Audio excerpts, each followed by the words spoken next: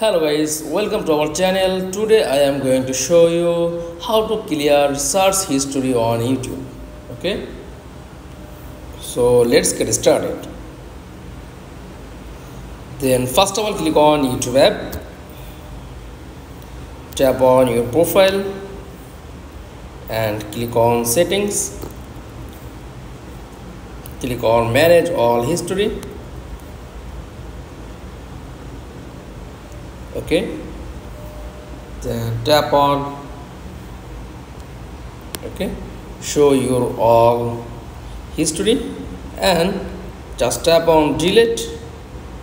Click on delete all time and your all history, just tap on delete and click on got it. That's all to clear search history on YouTube. That's all. Okay, and thanks for watching. Please